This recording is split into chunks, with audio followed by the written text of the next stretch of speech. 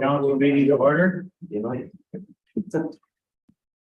I know. The township of Black River, Madison acknowledges the Abitibi and the Seneca Nation traditional territory. We live, play, and work together, and together we shall build a strong and inclusive community. A reminder to all in attendance, the council meetings are recorded and made available to the public on the township website to review. And our first order of business would be the confirmation of our agenda for this evening, and mover and a seconder. Councillor Gadry and Councillor Schmidt. Can I read the motion, Mr. Mayor? Yes, you may. It was moved by Councillor Gadry and seconded by Councillor Schmidt that the agenda for the regular council meeting of October 10th, 2023 be approved as printed. Yes, Councillor Gadry. Thank you, Mr. Mayor. I'd like to add a motion, I guess, without notice, but on September 20th, I requested a report on the hill from 4th up to the cemetery. Okay. So I'm just figuring we have all the people that are involved with public works for the last 11 months, so we can have that verbal report. Or at least I could ask questions.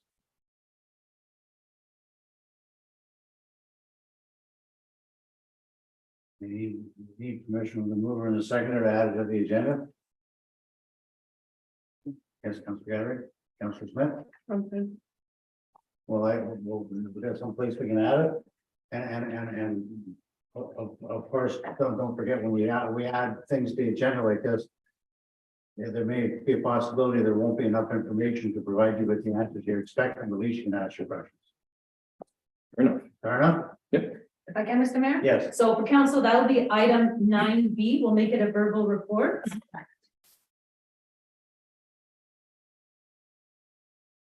Sorry, Councillor Diamond, that was from 4th to The hill. the hill, so up to the, you're talking about the Cemetery. cemetery. Whatever, Okay. yeah. The Leak Road, maybe? Okay.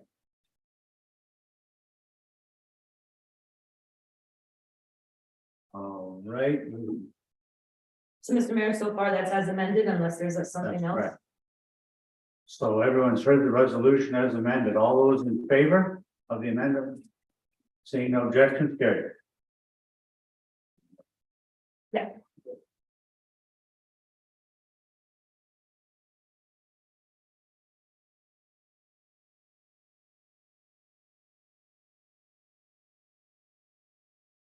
Does anyone have a disclosure of pecuniary interest or general nature thereof? Seeing none? Next item on the agenda is adoption of minutes. No, it's okay.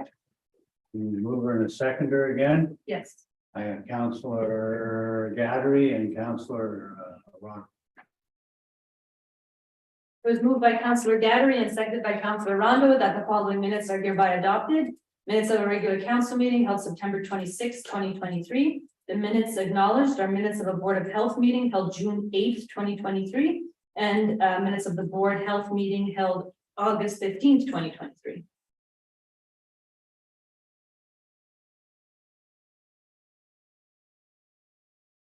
You've all heard the resolution. All those in favor of the resolution? Seeing no objections, carried.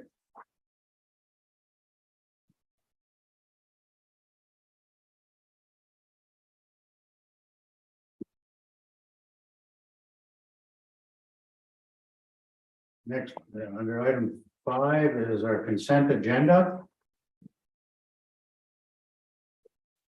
You move in the seconder again, Councillor Rondo, Councillor Neil. Can I read the motion? Yes, you may. It was moved by Councillor Rondo, seconded by Councillor Neil. Be it resolved that the consent agenda items as listed on the October 10th, 2023 council agenda be received as the motions contained therein, be approved and recorded as listed below. Everyone's heard the resolution. All those in favor of the consent agenda resolution? Seeing no objections, carried.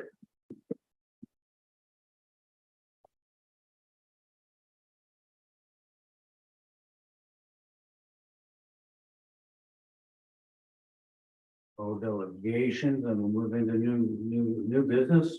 Item 7A It's a request to adjust the frequency of council meetings. I need a mover and a seconder for the resolution to be entertained. Councillor Diamond, Councillor Schmidt. Yes, you may read the resolution when you're ready. It was moved by Councillor Diamond and seconded by Councillor Schmidt, whereas council's current meeting schedule reflects 2 meetings per month. Whereas staff turnover is causing extra workload within the administration department. Whereas an adjustment to council's meeting schedule can help manage the current workload. Therefore, be it resolved that council adjusts the meeting frequency to 1 meeting per month until the end of the year to help manage the current administration staff workload. And finally, that the proposed meeting schedule within report CTA 2023-06 be adopted as presented. Is there anything else you wanted to add to that, Madam Clerk, or the resolution self-explanatory? The report is self-explanatory, but I'm obviously here to answer any questions council may have. Any questions from council regarding the request? Yes, Councilman Neville. Yeah, one of my questions that I'd asked again, because of the turnover and the promotion for Daniel up for training, if that was gonna cause extra work for you. It does. So, but again, part of your response was that, yeah, but that's, I would do that anyway. So that was my concern when I sent you that email, it's just again, are you getting overloaded? And that's why, again, I'm just, It is, and if I can address that, Councillor Neil. So internally, when you promote, there is a benefit to it because obviously they've been exposed to the accounting software. And that's the benefit. So if I was to hire an outside accountant that's never worked in the municipal office, I still have that training requirement. So there's still a workload. The workload isn't as heavy internally, but it's still there.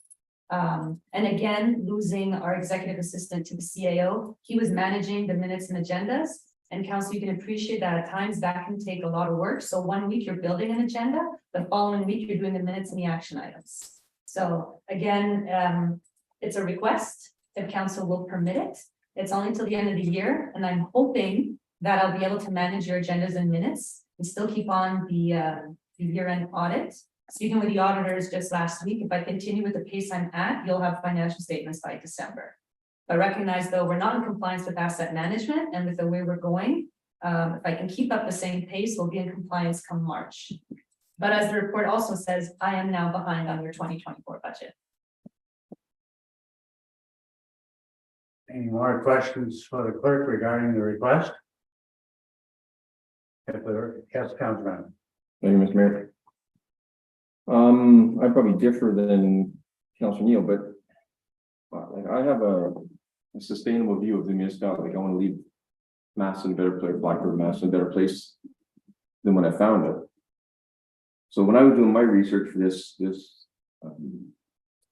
report, under our procedure bylaw in section 3, it says that the clerk is to prepare and circulate council packages, which is part of salary. However, it says here that the executive assistant is doing it. So makes me wonder why we hired an executive assistant to take over somebody else's work. I'll finish. Why we hire an executive assistant to take over someone else's work when they're getting paid for it. So I'm looking at it from the taxpayer's point of view. Okay? And then I look at the CAO, he's supposed to exercise general control of the township, effective and efficient operation. So wondering why we're shuffling duties. If we get behind, why we're shuffling duties from one individual to another individual that in our bylaw states that the first individual is supposed to be doing it. So I guess that's one of my concerns. The second is I see this as slowly taking away governance from us because we're behind now. And yet we go to one meeting per month for 2 months, I get it. But in that one meeting, you still only get 3.5 hours to discuss a month's worth of items rather than 2 weeks worth of items. We're still only allowed 5 minutes per debate. We're still only allowed 2 questions. So the last meeting we had at Raymore, I was being shuffled along, let's go, 2 questions. When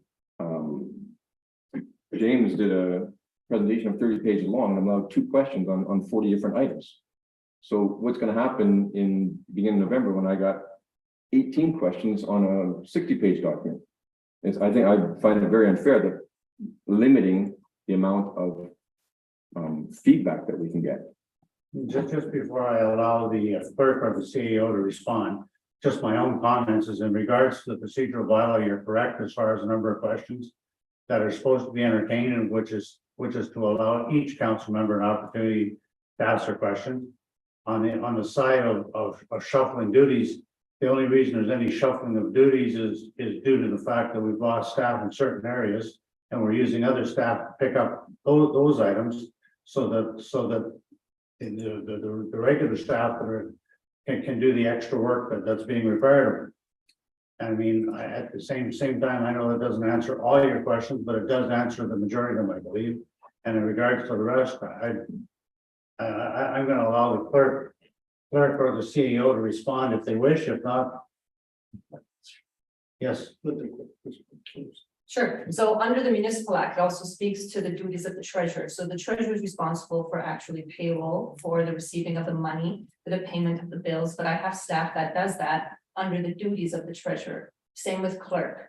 Prior to Hanji, I did have a deputy clerk. The deputy clerk was the one doing the agendas and the minutes and the action items. Everything is still coming through me, filtering through me, but the man hours or the actual work is being done by somebody else. It's still being reviewed by the clerk. So you can take that same argument for the treasurer. The treasurer is the one who is responsible for the monies of the municipality, but the treasurer has staff that reports to the treasurer and also does that work. Yes, Chris. Just council should be careful on the literal interpretation of who does what. So look at that, it says the clerk is responsible for this, the treasurer is responsible for this.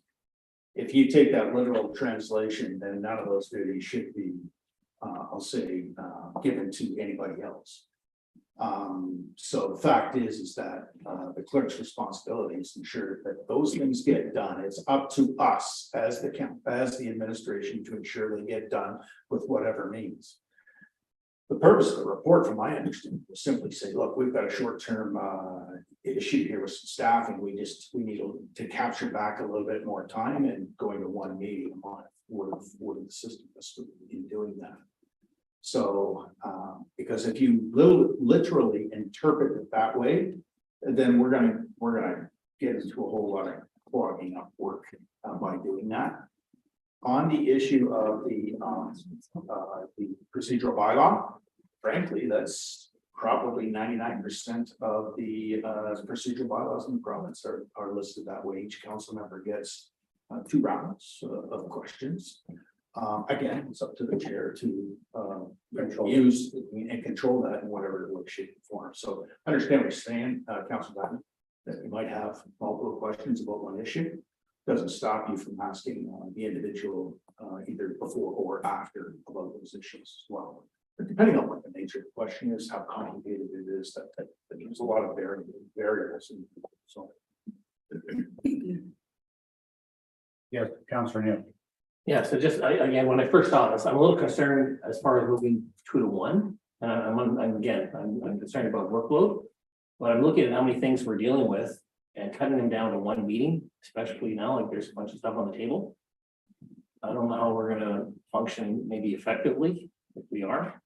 So I'm probably struggling with the idea of going to 1. I think there's a lot of stuff on the upcoming thing that we're gonna have to look at, and I think moving it to 1 meeting, we're limited in our time, right, until 10:30. Is that correct? Yes. And so I'm just thinking, I don't know how we're gonna function when some of our meetings, if there's not much on the table, it can go quickly, but if we have lots to discuss, we're gonna run out of time.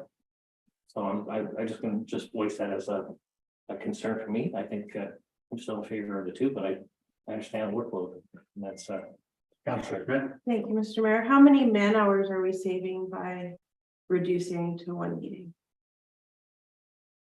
Yes. To build an agenda, it can take me up to 3 days, 3 full days. To do the minutes, it takes me a day, and then the action items, it all depends on what was on the agenda. So that'll vary. Okay. I'm a bit concerned to reducing to just 1 meeting a month. I'll refer, we made a sports reference a few meetings ago about retaining a good coach. I'll just say, when a team's down, I feel like more support is necessary than less, but respectfully, I may not understand what goes into preparing for the council meeting, so my ignorance in that regard may, my understanding, I don't understand, but I would want to be as supportive as possible, because it does seem like a lot of things need attention. Yes, Councillor Gabbard. Are there other measures we can take?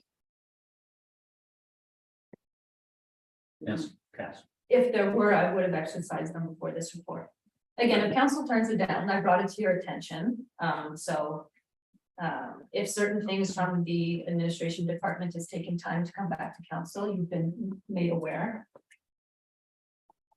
And just one final comment from myself on that was just, the clerk had brought it to my attention about the concern and the possibility of doing it this way.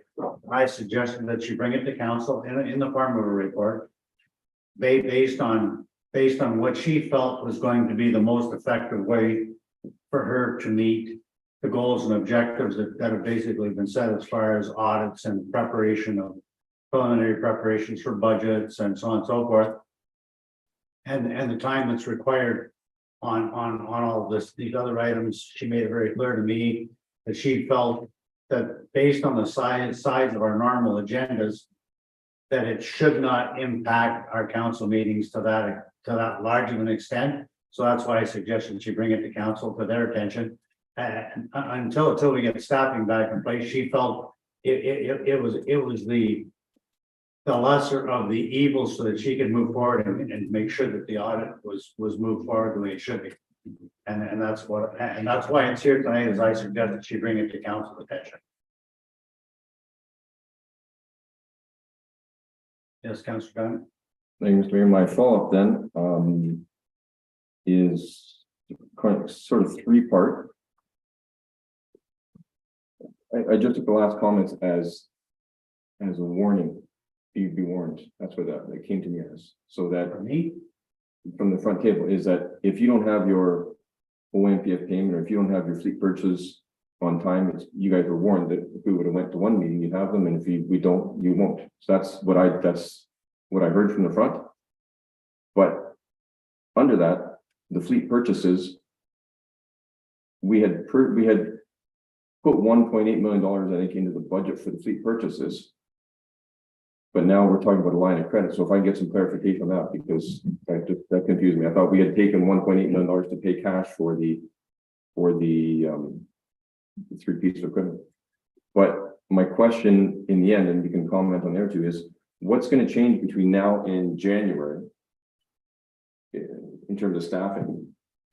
Because coming January, if we're not caught up, or what happens in March, and all of a sudden where you say we got to go back to one meeting a month, it's nothing. If we don't have an executive assistant by January, we have accomplished nothing, is my comment.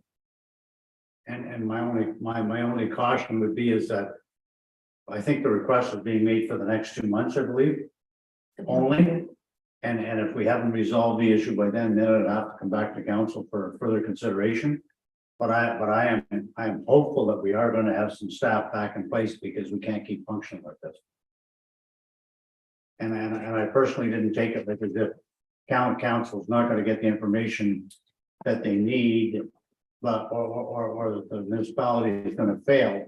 I think the comments I'm hearing is that that it was the feeling, and I should ask the clerk to actually respond. But my understanding is that this was just to try to help us through the process for the next 2 months, and that was the feeling was from the clerk's office, that this was going to be the lesser of the evils to try to move business along. And if council feels otherwise, that's fair. Yes, Madam Clerk. The CAO had his hand up Oh, first. sorry. So further to what Councillor Diamond has said, I just would speak to all of council and say nothing that comes from the staff is either a warning or a threat. It's what you need to hear, not what you want to hear. Sometimes that's uncomfortable for us and for you folks. But we're not threatening. We're actually, in this case, we're just painting a potential reality that could occur. We're not saying, well, we're gonna come back and say, we told you so. That's not gonna happen. This is just giving you the upfront information, hopefully as much as we can, so that you can make an informed decision. So it's not a warning, it's just reality. Mr. Mayor? Yes, It's not a warning. This is what everyone's been talking about, accountability and transparency. I'm being accountable and transparent to council in relation to my workload and what I have not accomplished yet. so this was just for council basis, and I don't think we need to get any further in the weeds on this. I think it's the report is self-explanatory. There's a feeling that those, by doing this, would make some type of a difference, and if it doesn't at the end of the day, then we can revisit that. And at the same time, council has the opportunity right now to make that decision. Yes, Councilor Lund. It's just a comment, is that, just an example, last meeting, we had no internet, so all our agendas were printed out. And how thick were they? Just shows you how much work goes into one agenda. Yeah. Being put down to one a month, it puts a little more workload on our meetings for stuff that's up in the air and all that. But we're already behind, starting this year in council, we're already behind on the budget timing, we're behind on everything. So if this 2 months helps them out to get us back on time for the fall, for the next previous year, I'm in agreement with it. I think a lot of people don't realize how much paperwork takes and how much to put organization in getting all of this. It's not just the agenda that they're stuck dealing with, it's everything else that comes through the office. So I, for myself, I'm in agreement as much as it could potentially, make our meetings and not be able to accomplish everything in one meeting per month, but it needs to be done in the other end because it's just gonna backlog us more than we already are.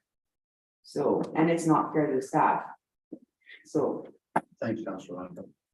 Is there, Councilor Smith, since you were the seconder, I give you the opportunity to speak on this, otherwise we'll move to a vote. Thanks, Mr. Mayor.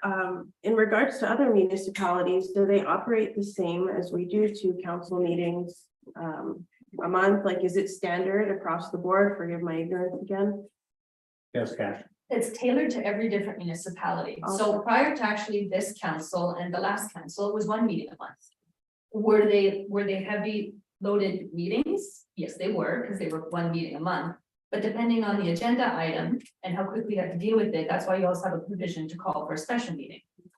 But Black River Masson at one point did do one meeting a month. Thank you, Mr. Mayor. Yes, Councilor Neil. Your worship, would it be something maybe to consider to have 2 meetings in November and 1 in December? And then we're cutting the December 2 meetings, just because I think there's a lot of stuff coming our way. And just for time wise, like, I'm fearful for lack of really being able to put our. Well, let the clerk digest that one and give you an answer, because I'm not.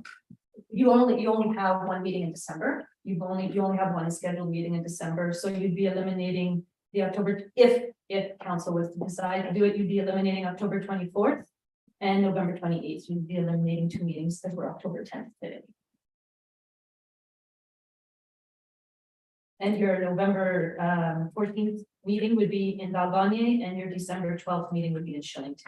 If you chose to go down this route, otherwise everything stays the same.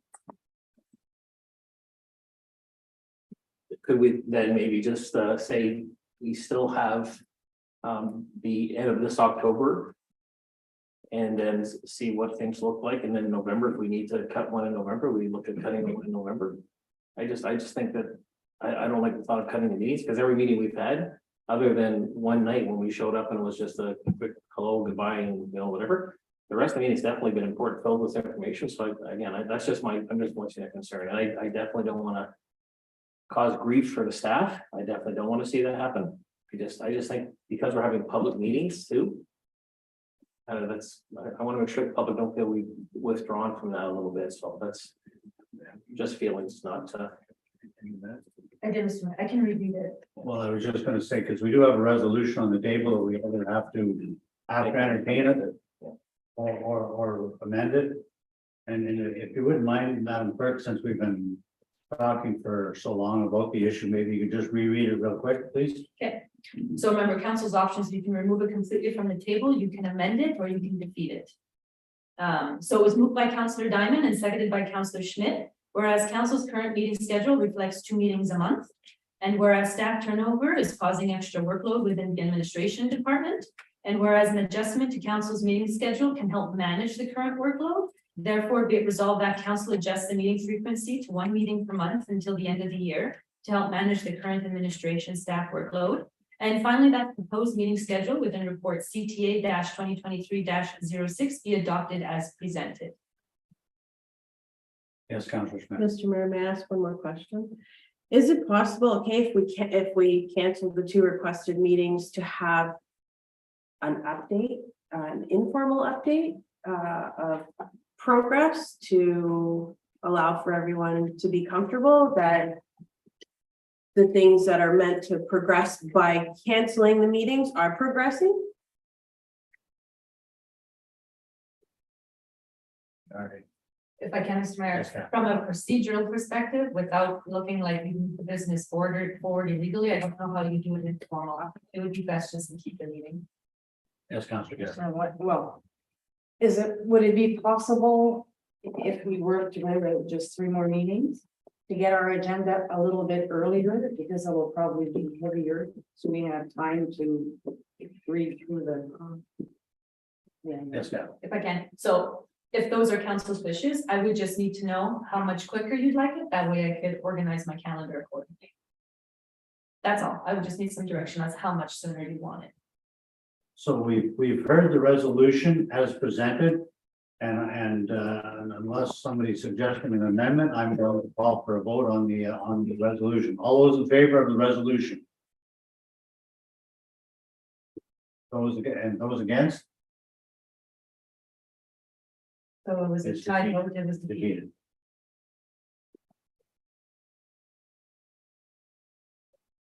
Defeated.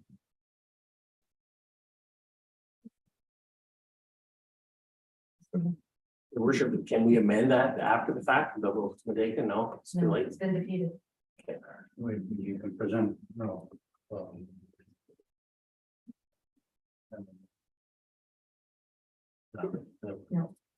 Okay.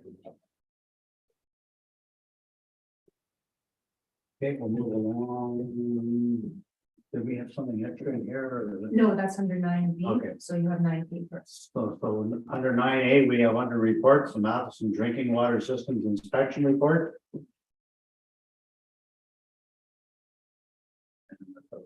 I do, yes, I just. I can move in a seconder for the resolution, Councillor Rondo and Councillor Neal. Was moved by Councillor Rondo and seconded by Councillor Neal that council received the Matheson Drinking Water 2023-2024 inspection report as information. Questions or concern regarding the resolution? Seeing none, I'll call for a vote. All those in favor?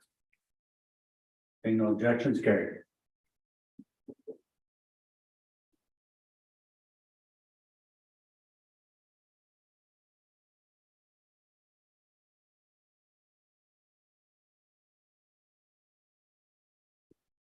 So actually now, this is what, 9B.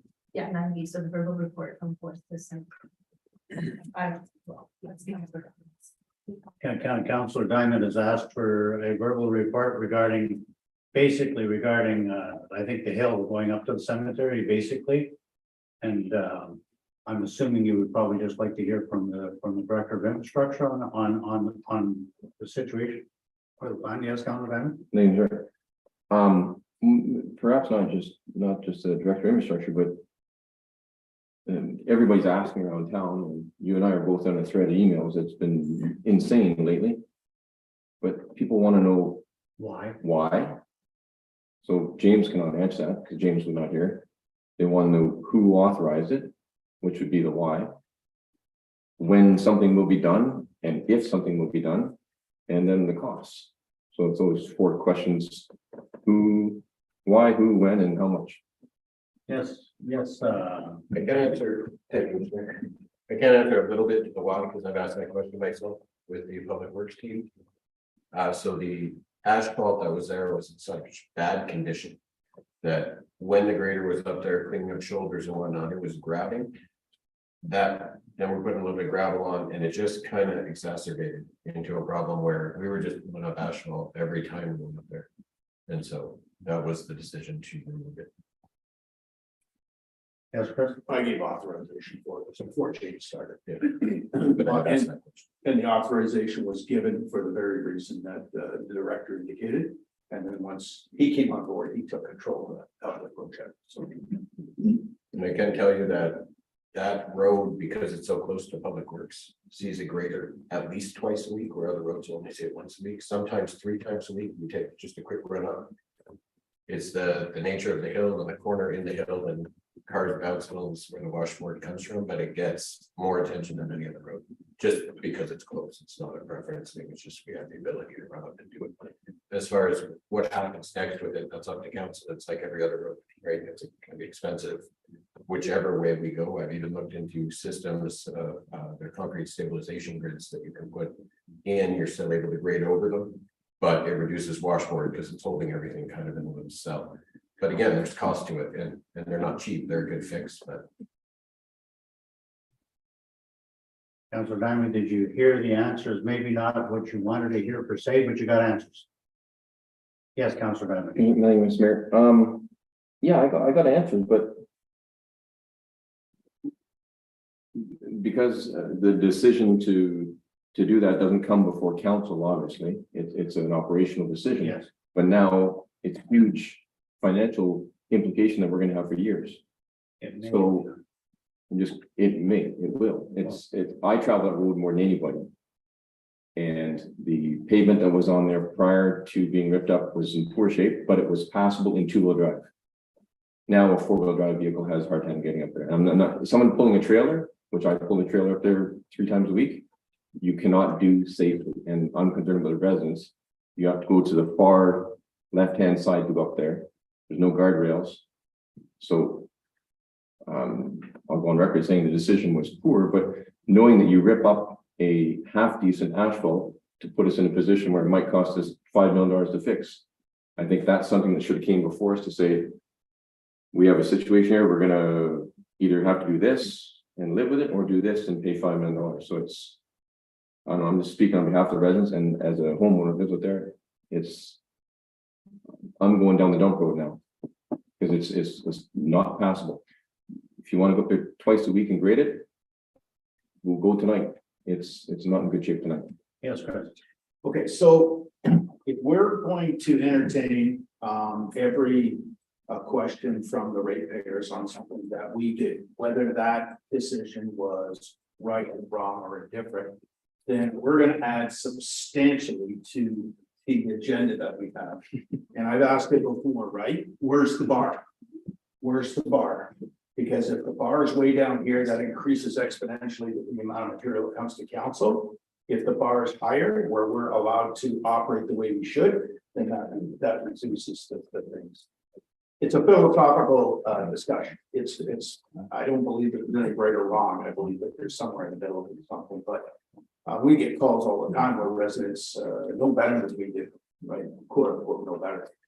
Simply because they don't think the level of service or something is the way they want it to be. That happens all the time. So somewhere we have to find this happy medium.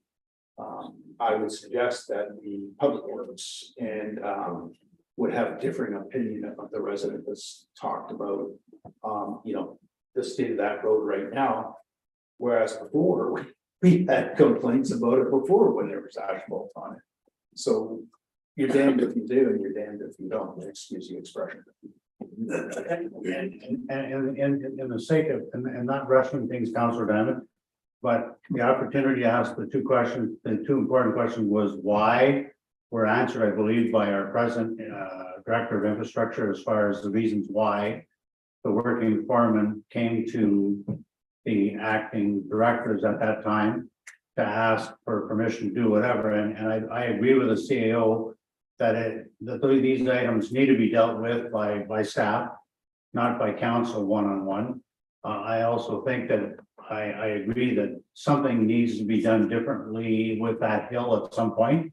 And obviously, whatever that's going to be is going to come as a recommendation, I believe, from our director of infrastructure. And I'm glad you actually asked the question, because I've answered the question to the best of my ability. And I think I basically answered the question, basically the way we just heard, is that there was a reason for safety, and that's being questioned as to whether it's safer now or not. And who knows?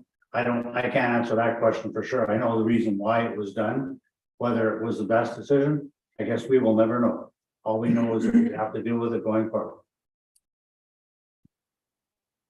So if council's okay, we'll move on, and I'm sure our director of infrastructure will have something to say about that in the future, unless you want to say more about it tonight. I just wanted to address the one comment, just so everybody's aware. I asked about the guardrails as well, because it's a bit of a safety thing. The reason there's no guardrails there is because there's subgrade gas lines that don't belong to us, and that's what's preventing us from putting guardrails in, just as a bit of information, so. All right, I think we've covered that subject. We'll move on to our item 10A, which is a bylaw to appointment of our municipal compliance officer. And this is more of a formality than anything, but it's a matter of making sure that it's done properly. So that James Squared can do his job. Mover and seconder on the resolution, Councillor Neal and Councillor Gathering. It was moved by Councillor Neal and seconded by Councillor Gathering, that bylaw number 2023-52 being a bylaw to appoint a municipal law enforcement and property standards officer for the municipal corporation of the township of Black River Matheson be read a first, second, and third time and finally passed this 10th day of October 2023. Any questions or concerns? If you're seeing none, I'll call for a vote. All those in favor of the resolution? Any no objections? Carried.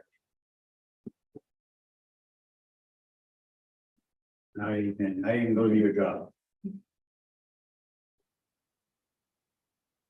I'm not suggesting you weren't already. I'm just saying you can do the formal portion of your job.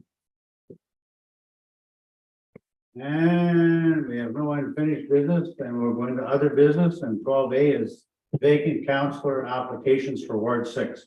So did you want to speak? Or do we have- You want me to introduce the process? Yes, please. Okay, so although it was already accompanied in the package for everyone to read, I'll go through it. First item is to provide the mayor with a list of the applicants that apply to Ward 6. So you have that list in front of you, Mr. Mayor. Yeah, thank you. Secondly, there'll be a motion tabled shortly for council to adopt, which is that you are accepting all the applicants based on the clerk's recommendations under the Municipal Elections Act 1996.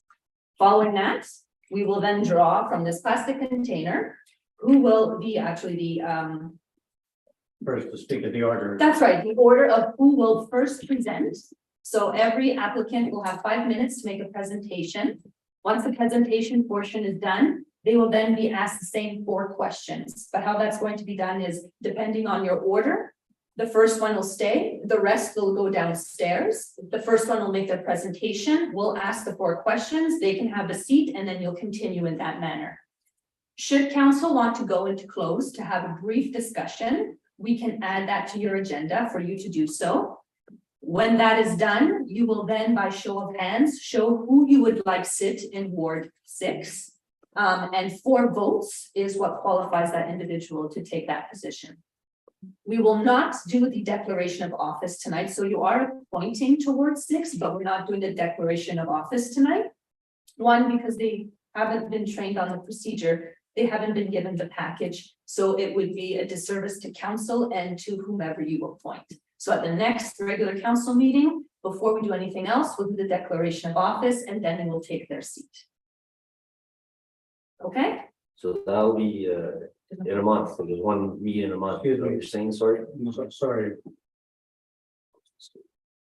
We can't entertain questions at this portion.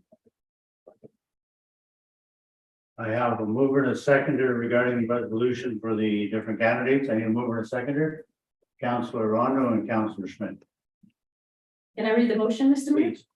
So it's moved by Councillor Rondo and seconded by Councillor Schmidt that the following persons who have signified in writing that they are legally qualified to hold the office of councillor and consented to accept the office if they are appointed to fill the vacancy of councillor be considered for appointment to fill such vacancy.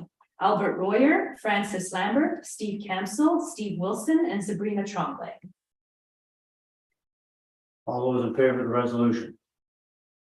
Seeing no objections, carried. Okay,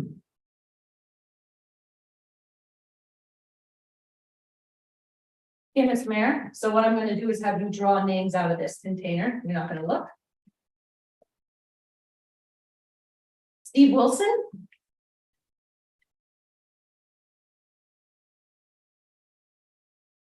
Francis Lambert.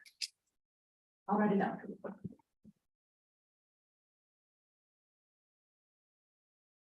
Albert Royer. This week. We've got two. You've got two, put them back in. Just grab one. There you go.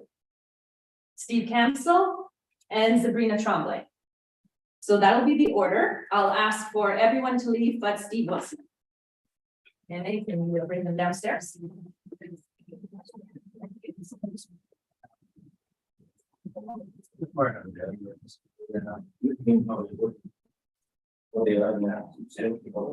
And May, do you have the order? Yes. You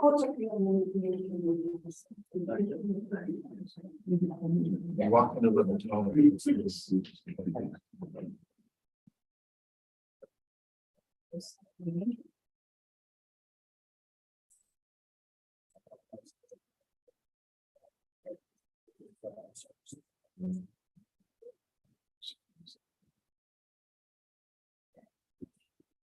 And as we mentioned, Steve, we're gonna give you up to 5 minutes. You don't have to talk for 5 minutes.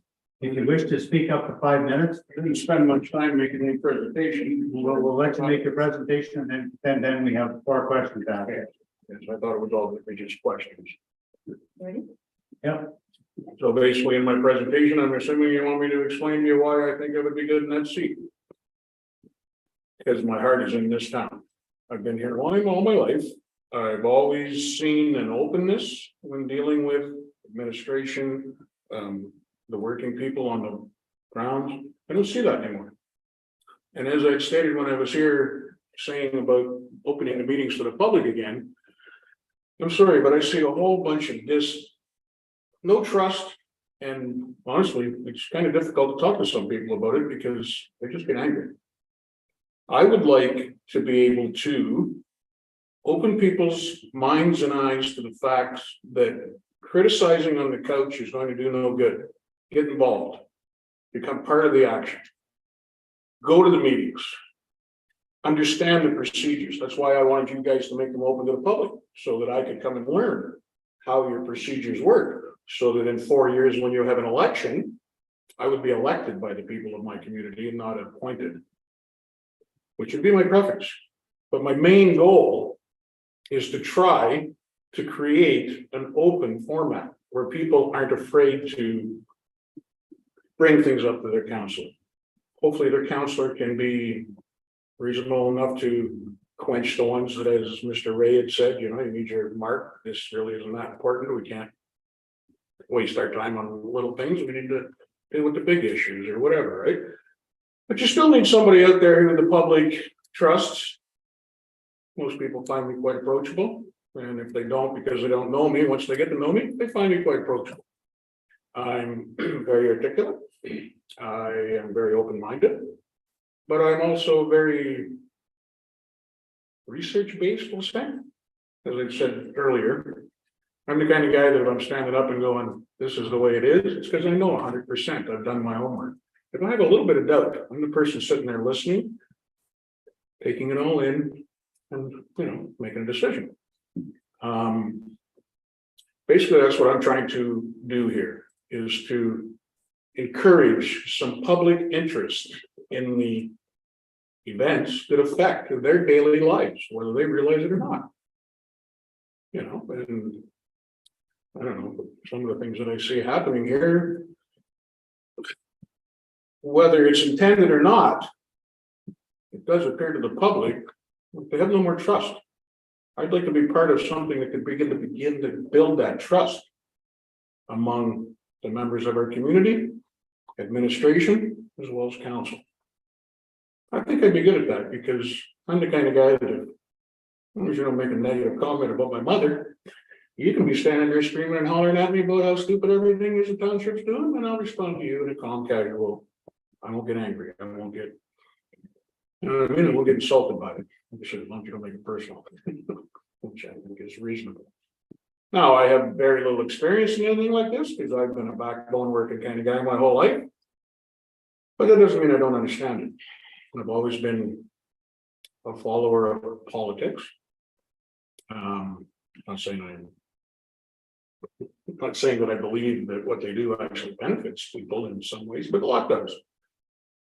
I just happen to feel that, and the other thing about me, if I'm not 100% sure, I'm asking questions. And by me asking questions, may help inform other people, including the public that may be watching. So I don't know, I kind of think that would be and the other thing, I love this little town. I've left a few times and came back. Because I love the little town. We have so much here to promote.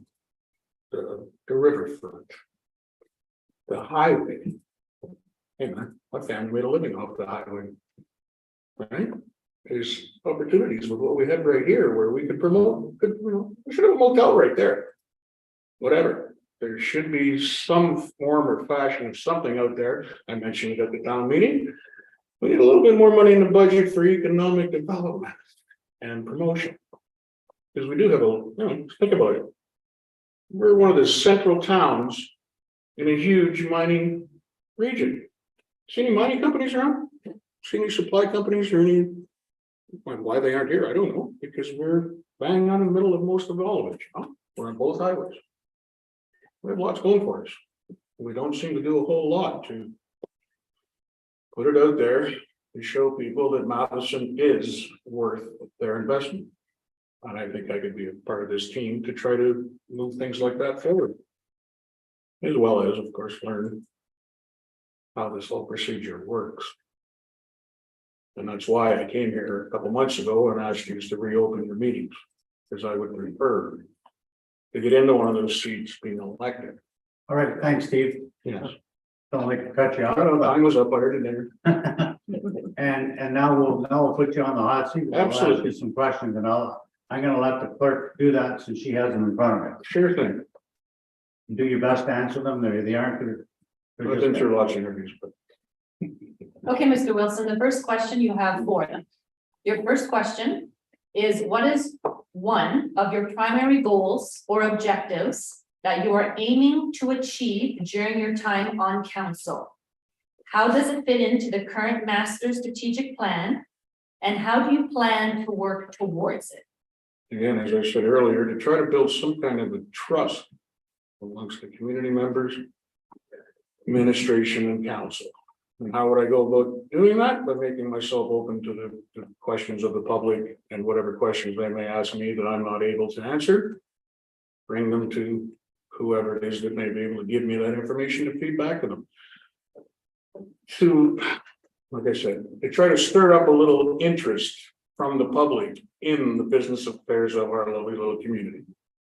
That's kind of what I'm trying to, or want to accomplish.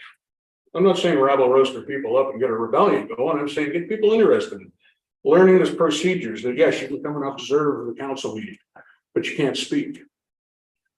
But you do have the process where if something comes up that I feel as a citizen, I would like to, that's how I ended up doing what I did, right? Fill the paperwork out, I don't know how the procedure works from there, but try to educate the people that if they have something they want to talk to council about, that's how they do it. They don't just come in here and start rambling. You know what I'm saying? So build a bit of trust. Thanks, Steve. Next question. So, Mr. Wilson, how will you ensure that decisions made by council are transparent and accountable to the public? Well, I think I might have made that a little apparent on my other presentation with the 9 tips from the Ombudsman office there. And one of them, there's a lot of people, when I'm talking to them, there's a lot of people out there in the public that seems to think that council, business, none of it needs to be in closed chambers. So I explained to them that yes, it does. There's litigation issues that, you're in a And you're in any kind of a battle, you don't tell your enemy what your next move is. So litigation situations, legal things, personal employment, personal employee. It's nobody's business in the town why somebody has to take a 3-month leave of absence or whatever, right? It's personal. Then they begin to understand it. Okay, some things need to be done in private. But the last 2 suggestions on that list I had where as soon as possible, any information that can be released to the public from those meetings is. Well, I don't see the people, I don't know whether it's because they're not interested in being involved or they don't understand the procedure. But it's just, they honestly think they're all hiding up here in the attic. And I'd like to be part of trying to change that by open forum. I mean, I understand when you have prior to closed meetings, you're not going around yakking to people about what happened in there. I understand that. But when they have questions that can be addressed, they need to be addressed. Even if they're silly, they still need to be addressed. These are the people that pay for all of what we got going on here. We need to be accountable to them. Thanks, Steve. So what is your approach to handling controversial and complicated issues? Consume as much of the information as you can, research up on that information so that you have a informed opinion of it and express your opinion. And if it's controversial, it's controversial. I mean, I don't think nobody's ever threatened me in my life before. Anyways, there's always going to be controversy when you're in front of them, right? Clerk, treasurer, I guess I need to call you here. Actually, Mr. Wilson, you should be addressing your answers to council. Oh, okay, sorry. That's okay. So it's human nature to look at the person. It was asking. Absolutely. So your final question, Mr. Wilson, would be what strategies or personal qualities do you possess that would enable you to remain committed to fulfilling your responsibilities as a municipal councillor for the duration of your term, even in challenging circumstances? As I've said more than once this evening, I love this little town. I love the people in this little town, and I'm not easily intimidated by anybody. Not intimidated. More powerful, not intimidated. So would I be running away scared because somebody's making a threat to me or something because the council made a bad decision? No, like I just said, standing on my face, spitting on my face, no, you're not talking about my mama. I'm going to respond to you calmly and articulately. So I think I would be able to handle the controversial situations quite well. And stand strong. Thanks, Steve. You're welcome. And now I guess I've got to. No, Mr. Wilson, you have a seat. You I can't stay. Oh, You can get to listen to everybody else. pardon? You get to listen to everybody else. Oh, that's cool. So it's kind of hoping you. Thanks. Thank you very much.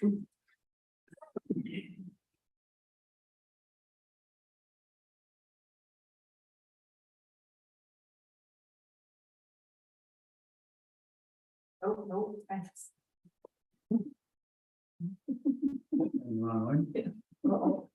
When do we suggest or request to discuss all of this in closed? Once Everything's done, okay?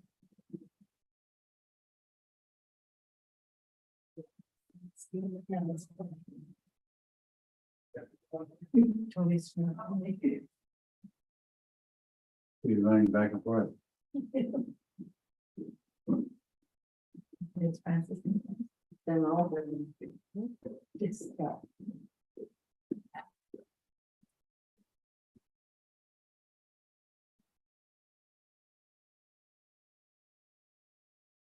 Good evening, Francis. How's it going?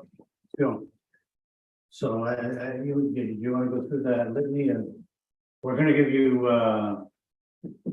five 5 minutes for you to explain to council whatever you wish to explain to council as to your reasons why you would like to be appointed as the next councillor for Ward 6. And then after your 5 minutes, then the clerk is going to ask 4 questions that you get the opportunity to answer as you see fit. Okay, Turn the floor over to you, Francis. so obviously I'm here today to represent Blackman Matheson. I think with what's going on right now, I'd be a good help to this council because obviously I'm young. I know what needs to be done. I can say from the perspective of elders, people my age, teenagers, everyone. One of the biggest things that needs to be done here is more tourism attractions. We need more activities for the young ones, we need more activities for the elders, and obviously we need more for the township. That being said, we have lots of vacant buildings that could be used as businesses. And we are obviously off the Highway 11, the busiest highway around here. So why can we add more businesses to have more funds, to attract more people, and obviously just have more money?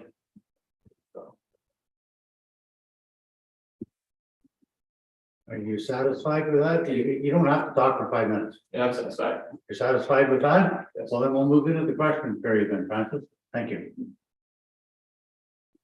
So, Mr. Lambert, I'm asking you 4 questions, but your answers should be directed to council, Okay. okay?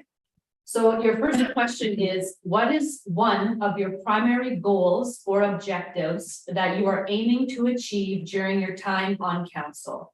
How does it fit into the current master strategic plan, and how do you plan to work towards it? So biggest thing that I want to achieve is obviously bring more attraction to Blackburn Matheson. There's not lots of people that visit this town because there's nothing. So why can't we have more attraction to people to drive in Blackburn Matheson to be that forest that this township was once? We have, like I said, we have an arena that is getting barely used. We have multiple buildings which could be used to obviously attract more people. And then also the second thing I would try to fix with council is the roads. The roads, like Councilor Dave said earlier, they need to be fixed. Yes, budget is tight right now, but we could probably try and fit it in there for next year's budget or maybe this year. So, Mr. Lambert, how will you ensure that decisions made by council are transparent and accountable to the public? So obviously, meetings are recorded online. And I would be there to answer questions from the public. If they have anything, I'd be there, and obviously work as a team. Council is a team, not a single man show. Everyone has a decision, but in the end, that decision comes to everyone, and we're a team. So we have to work together, and if we work together, then this township could be where it was before and be great again. What is your approach to handling controversial and complicated issues? So, in this day and age, social media does play a big factor. You can't be wrong about that. It plays a big factor. So you gotta try and block out the negatives and think about the positive, basically, and just block out social media. Okay, so your last question is, what strategies or personal qualities do you possess that would allow you to remain committed to fulfilling your responsibilities as a municipal councillor for the duration of your term, even in challenging circumstances? Well, I'm not a no person. I have my beliefs on everything, which I think being council, you need to have beliefs, you need to have respect for everything. So I will make the research prior to the meetings. I will make sure I know what the subject about. I will make sure I know my facts. And another thing is I'm honest. If I don't see it the way that other people see it, I will say that. If I don't like it, I won't agree on it. So I'm honest. You happy with those? Yes. Thank you, Francis. You can take a seat with Steve, and we'll bring up the next victim.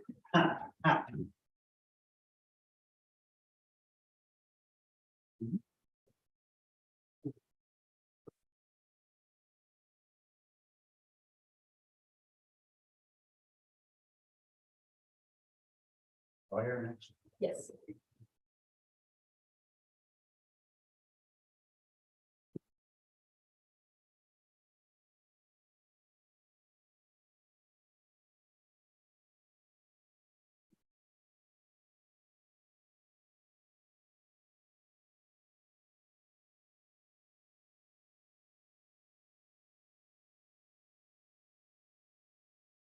Hello.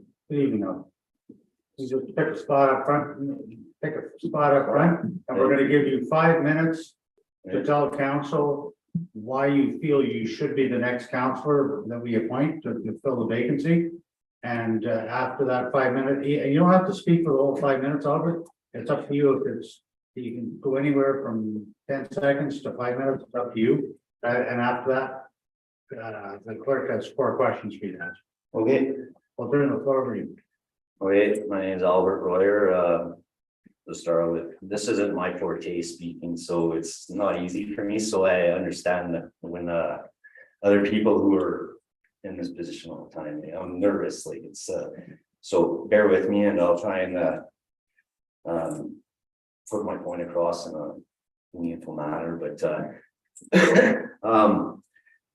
I see that the way things are going in with all municipalities, it's not just this one, that there's no end to it, right? You just got to keep increasing taxes and increase taxes.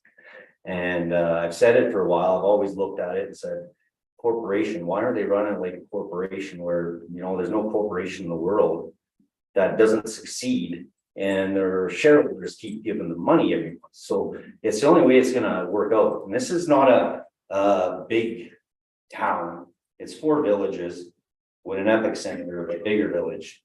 And running like a big town is gonna vary in administrational costs. Like I'm talking like this because I don't feel I'm gonna get this position, and you know, knowing what's going on in the world, anybody who does shouldn't really want it. Actually, it's gonna be a very trying time if you don't get someone who's gonna tie you together. You might even have another resignation, I don't know.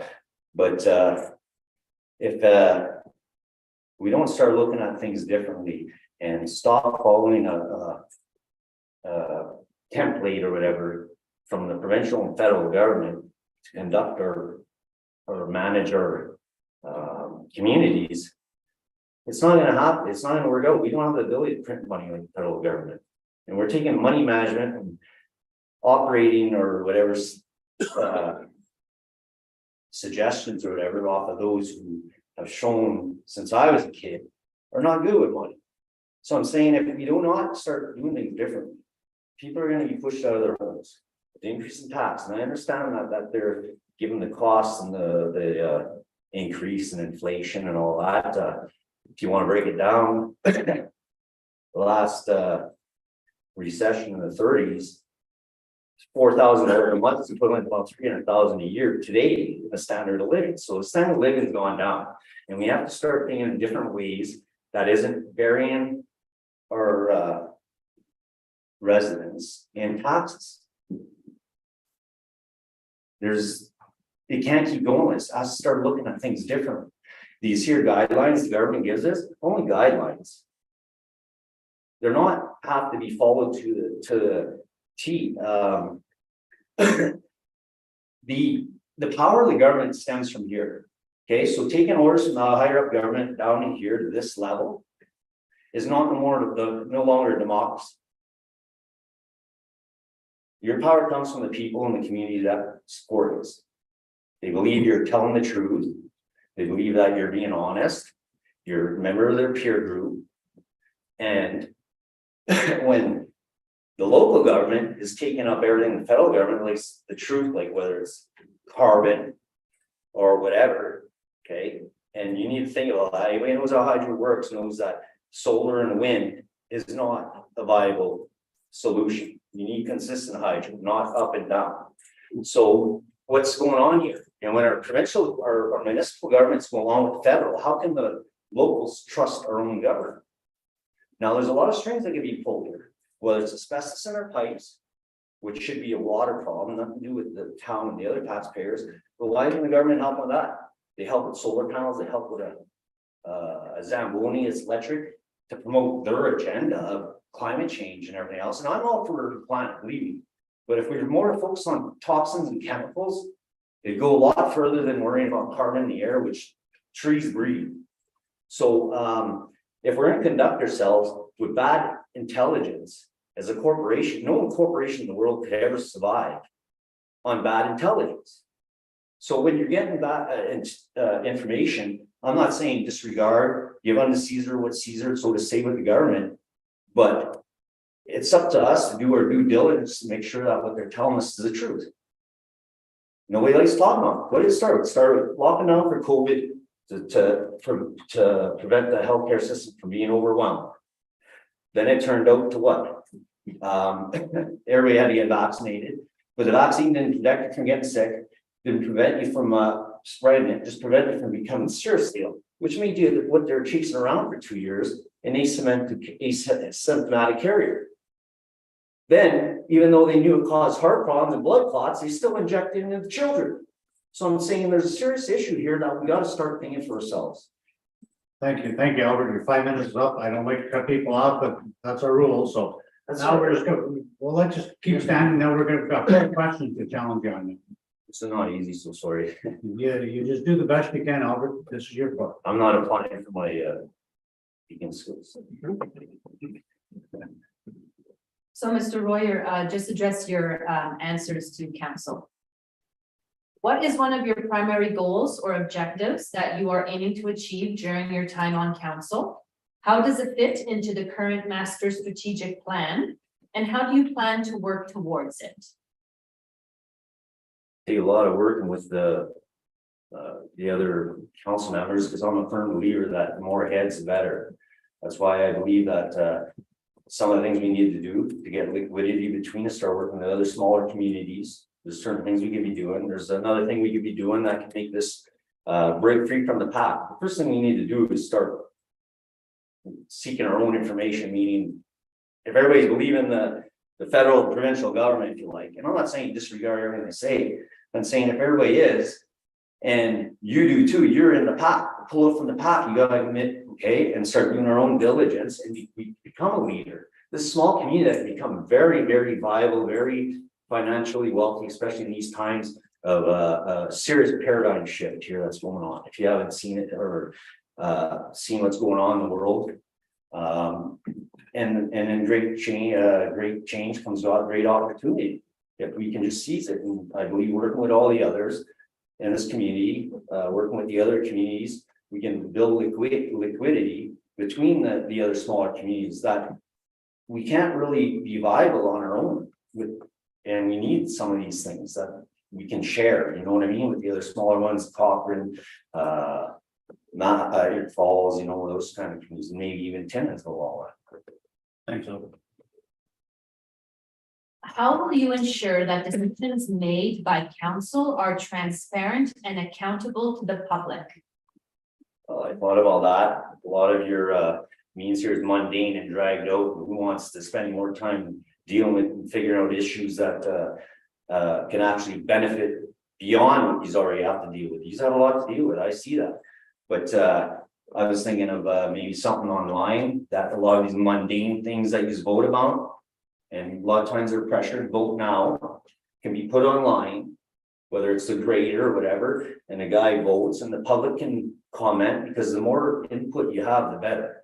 So, you know, and they comment and you have it, and that's how you vote. Instead of sitting here in these meetings for 3 hours or whatever, you can have it that you do your research and you go, okay, I'm ready to vote on this topic. And the public can all see it and they can comment. Okay, thank you. What is your approach to handling controversial and complicated issues? Well, they're all complicated in these times, but just evaluate the information and see where it leads you. That's all I can say about that. All right, thank you.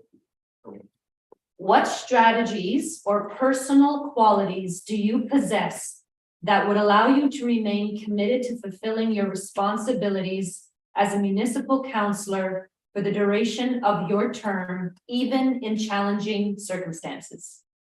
Well, as I say, I don't really want this position. I feel I'm here to offer my services. And I know they are services that can be used, not because I think I know everything, but I think that working with this team, we can come up with these challenges, and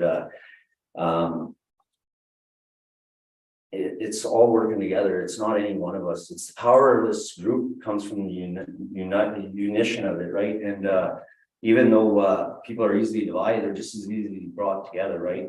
There's no one here in this group that isn't here for the greater good or whatever you want, the community, right? So to see just united resolve, it's very easy And I believe if you get the right person in here, you can, and maybe it's someone else, I don't know, I think I can do, good, like that. I asked myself what it would make a good council member, and to me, it's someone who is, integrity, that's a hard one. How do you know someone has integrity till after they die? But it's being unbiased. You know, and all your decisions are without prejudice and no self, you know what I mean? You do it for the benefit, no matter what it is, like even if you were losing out on your own property, say, and it's a hard thing to do these days. So I don't know if I answered your question. I think I ran off. That's it. Thank you very much. Okay. We need to stay here? Yes, you can stay up here now and listen to everybody else. We have to, or? Up to you. No, we'll stay there. I just wasn't sure. You said that you're gonna.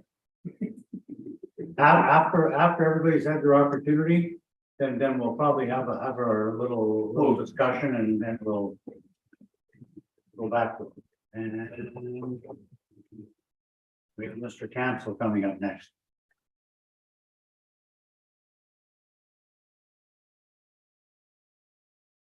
Steve 1, Steve 2. Pardon? Steve 1, and Steve 2. Yeah, Steve 1, Steve 2, yeah.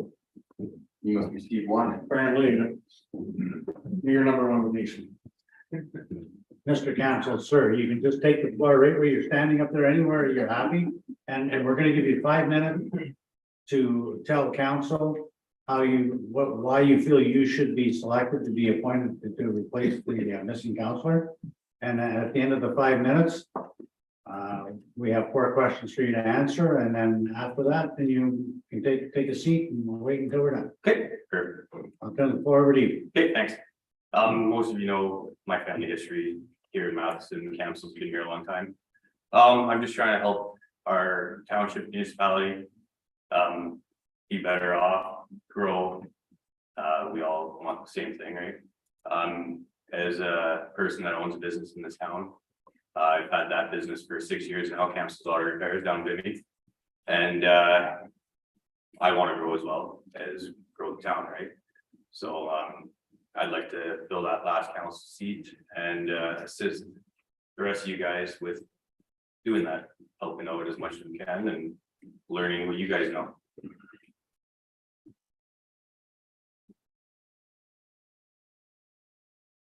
Are you happy with that? Okay, well, then we'll move to the question period. The floor was yours for 5 minutes. If you're happy with that, that's your choice.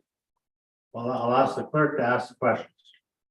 So, Mr. Council, I'll ask you the questions, but direct your answers to council. Okay.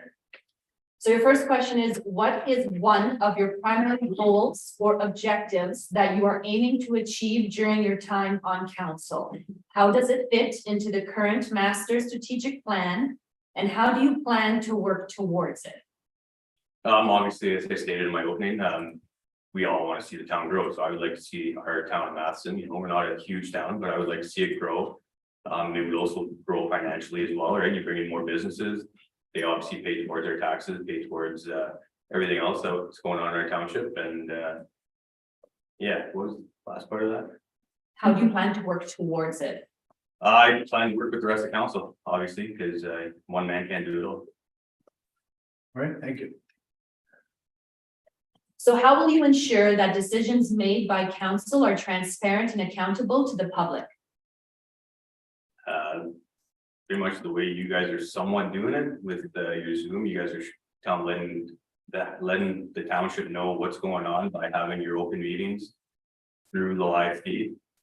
As well as you guys are moving around from town to town, like Raymore, Laganye, Shillington, you guys are going to all the different halls, having open public meetings. So, Mr. Cancel, what's your approach to handling controversial and complicated issues? Give an example. No. I'm not one to get angry for one. I would obviously work with the rest of council to deal with whatever issues arise. Okay, thank you. Okay, so your last question is, what strategies or personal qualities do you possess that would allow you to remain committed to fulfilling your responsibilities as a municipal councillor for the duration of your term, even in challenging circumstances? Obviously being a business owner in this town, I have a lot of business sense. So that would probably be one quality that would help me a lot on council. As well as grow that knowledge with the rest of council. Sorry, I'll drop the second part of that question. It's even in challenging times. So for you to fulfill your duration when you're appointed to council, even in challenging circumstances, how do you plan to fulfill that commitment? For sure, in challenging circumstances, you've got to work together, right? You can't do it all by yourself. These guys are good group, guys and girls are good group of people, and yeah, they all work together fine, and I'm sure we can all continue to do so. All right, thank you. Thank you. You're satisfied with your answers, we're satisfied, and you can take a seat and join us until we have one more, I believe. Okay.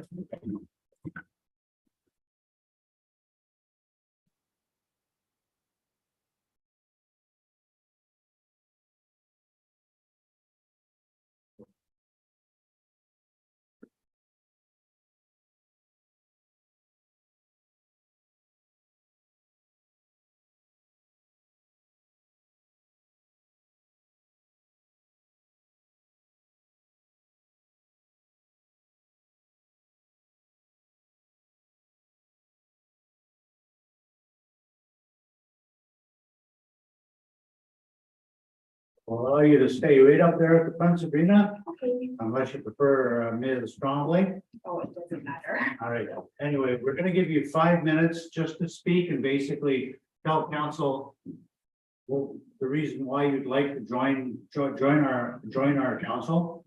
And then after that, and you speak as little or as long as you want. You get up to 5 minutes, and at the end of that period, then Cassandra has 4 questions for you to answer. Okay. So the floor is yours again.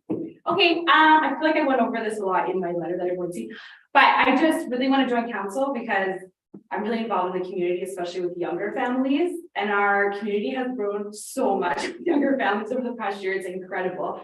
We hosted soccer and we had 78 kids just to go in soccer, which was amazing for Matheson because it's kind of been an aging population for a long time. And now we're booming. So I feel like young families just aren't represented very well on council and in township issues, which is fine in some things, but not fine in other things, you know, like children really are the future. And we want this town to become better for our children. I don't want to be the last generation of my family to be in Matheson. I don't want my children to grow up and say, well, I need to get out of here.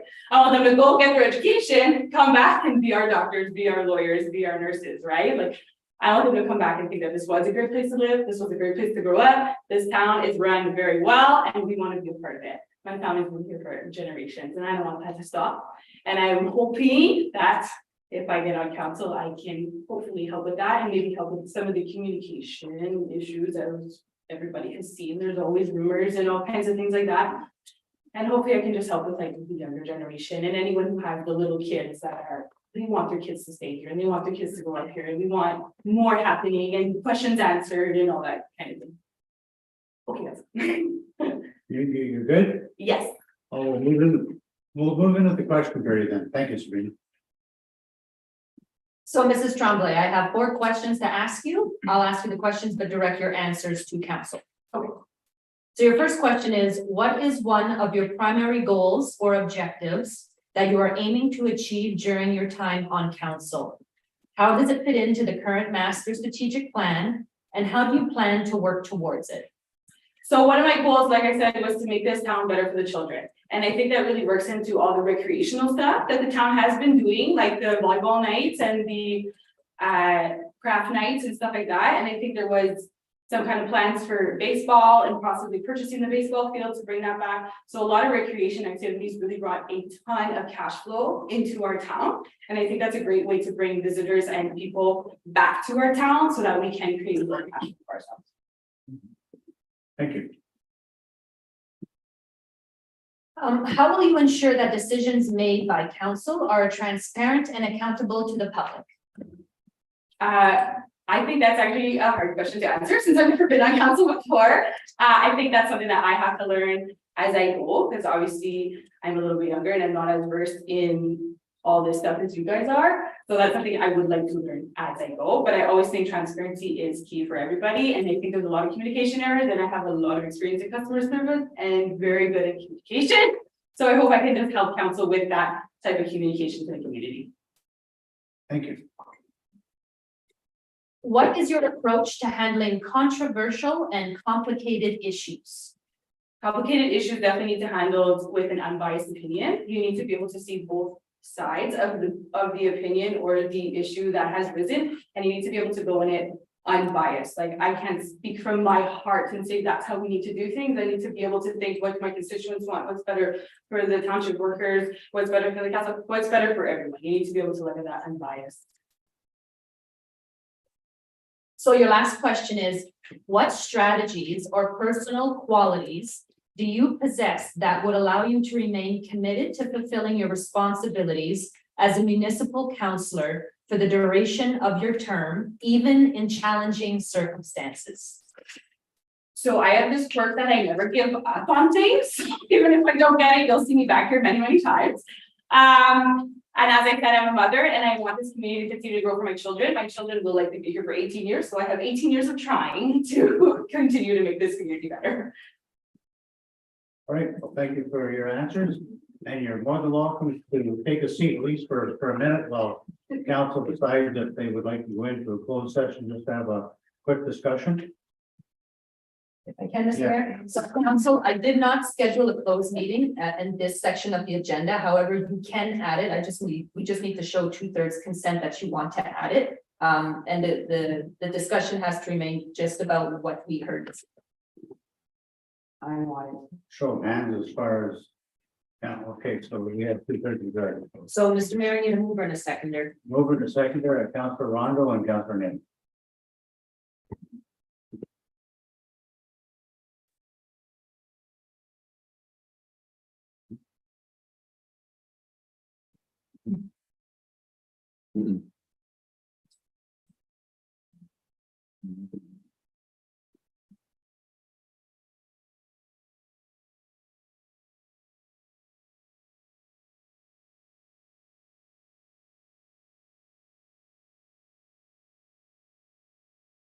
Like the gas can wait fast. And she can read her own writing.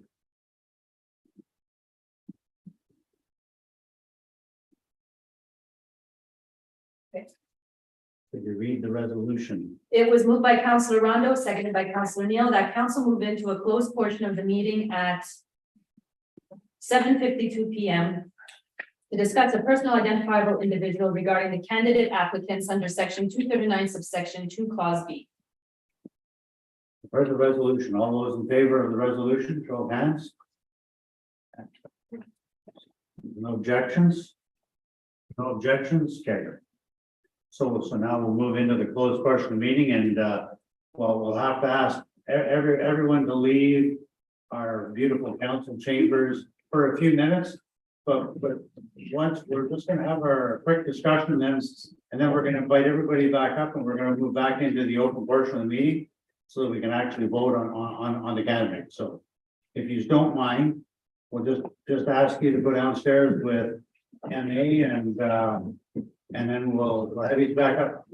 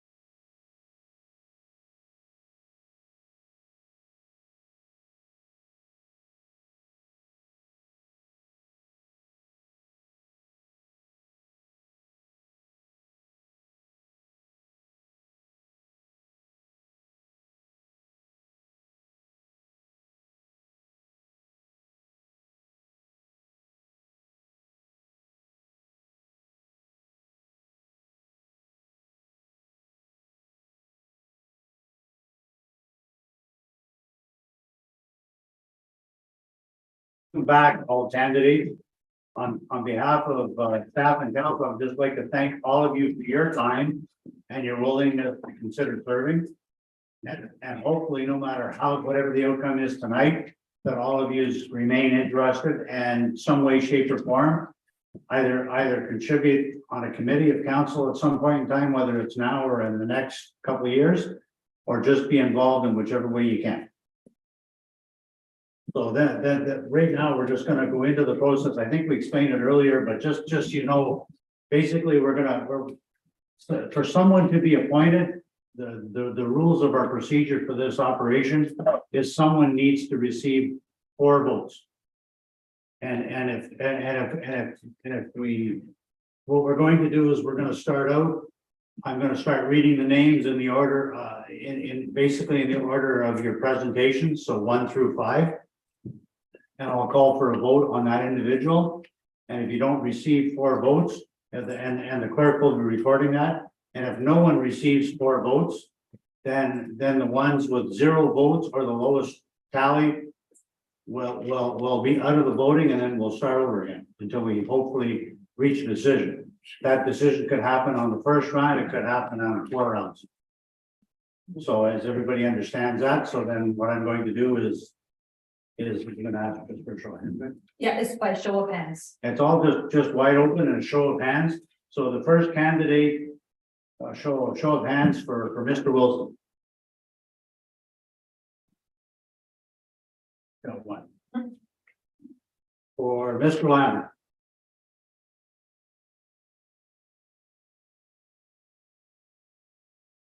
And for Mr. Royer. And for Mr. Campson.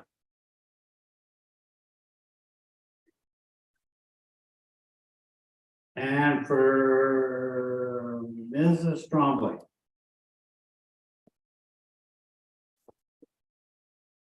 So, Mr. Mayor, Yes. Mr. Lambert and Mr. Royer received no votes, so we would ask those two to. They're no longer in the running. Can they remain though? No, They can remain. They can You don't remain. have to leave. Well, I'm okay, thanks. All right. Thanks, Albert. So we're left with. There's 2 gone. Yes, so we're left with Mr. Wilson, Mr. Cancel, and Mrs. Trombley. So then I'll show a show of hands for Mr. Wilson again. And then a show of hands for Mr. Campson.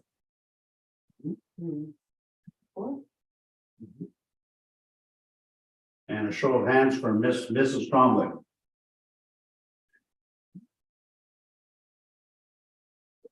Okay, so Mr. Mayor, your threshold has been met with Mr. Cancel.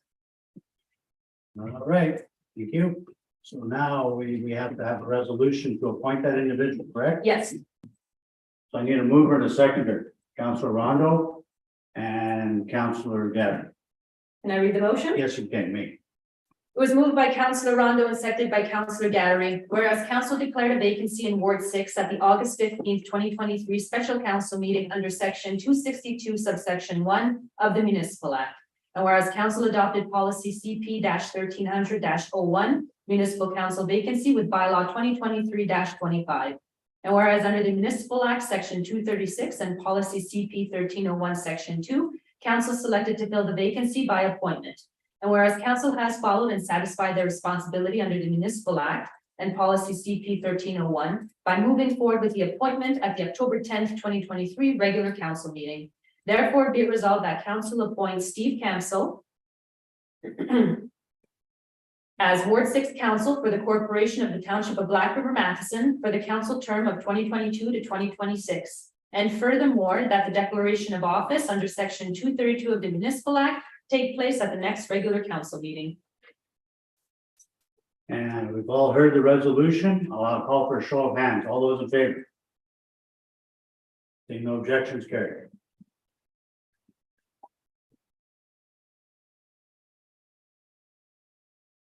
So we can move.